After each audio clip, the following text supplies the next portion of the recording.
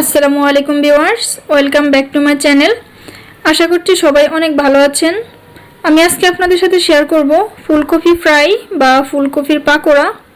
এই পাকোড়াটি খেতে যেমন টেস্টি আর এটি বানানো খুবই সহজ। অনেক বাচ্চা বা বড়রাও আছেন যারা সবজি খেতে পছন্দ করেন না বা খেতে চায় না, তারা এই রেসিপিটি একবারের জন্য হলেও বানিয়ে দেখবেন, বারবার খেতে ইচ্ছে করবে। তো চলুন রেসিপিটি শুরু করি। তার আগে ছোট্ট একটি রিকোয়েস্ট করব, প্লিজ আমার চ্যানেলটিতে যদি নতুন হয়ে থাকেন তাহলে চ্যানেলটি সাবস্ক্রাইব করে রাখবেন।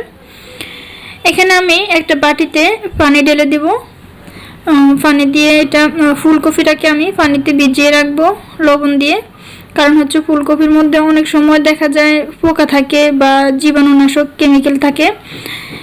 এজন্য আমরা ফুলকপিটাকে লবণ পানিতে যদি ভিজিয়ে রাখি 10 থেকে 15 মিনিট, তাহলে এতে আর কোনো রকমের ক্ষতিকর কিছু থাকবে না। তাই আমি এখানে পানির মধ্যে 1 টেবিল চামচ লবণ দিয়ে এটিকে 10 থেকে 15 মিনিট ভিজিয়ে রাখবো। দেখেন ভিজিয়ে রাখার পর আমি এটিকে পানি ছেঁকে নিয়ে ভালো করে ধুয়ে নিয়েছি এখানে। এবার এর সাথে আমি দিয়ে দিব 1 চা চামচ রসুন বাটা, তারপর দিয়ে দিব 1 চা চামচ আদা বাটা, স্বাদ মতো লবণ, 1 চা চামচ হলুদের গুঁড়ো, 1 চা চামচ জিরে গুঁড়ো, 1 চা চামচ গরম মশলার গুঁড়ো, হাফ চা চামচ দিয়ে দিব গোলমরিচ গুঁড়ো, আর এখানে 1 চা চামচ চাট মশলার গুঁড়ো দিয়ে দিলাম। একটা ডিম ভেঙে দিব,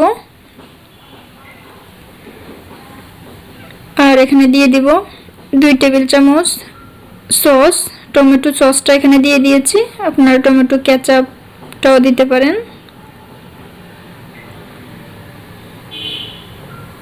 দিয়ে এবার এগুলাকে আমি ভালো করে মেখে নিব, হাত দিয়ে মেখে নিব। এখানে চেষ্টা করবেন এখানে হাত দিয়ে মেখে নিতে, তাহলে মশলাটা সবগুলোর সাথে ভালো করে মিশবে। এবার এটিকে আমি রেস্টে রেখে দিব 5 মিনিট।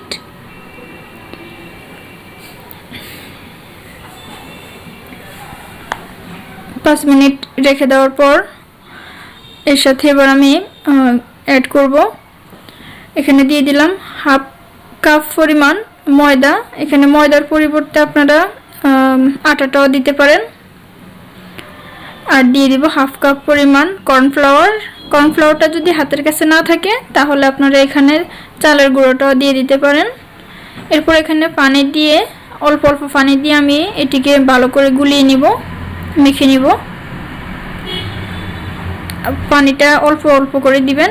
দেখেন মেখে নেওয়া হয়ে গেছে, এরকম হবে। এরপর এটিকে আমি ভেজে নিব। চুলায় চলে আসলাম। চুলায় একটি কড়াইতে আমি তেল দিয়ে দিব। এখানে আমি সরিষার তেল দিয়ে ভেজে নিব, আপনারা যে কোনো খাবারের তেল দিয়ে ভেজে নিতে পারেন, সমস্যা নেই। আমি একটা একটা করে ফুলকপি এখানে দিয়ে দিব।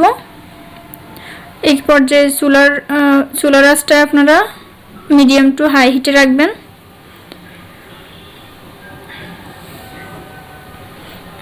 এখানে সরিষার তেল দেওয়ার কারণে উপরে অনেক ফেনা হয়ে গেছে।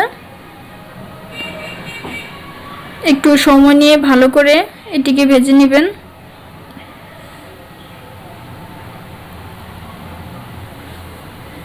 আপনারা এরকম কালার করে উঠাইতে পারেন, সমস্যা নাই।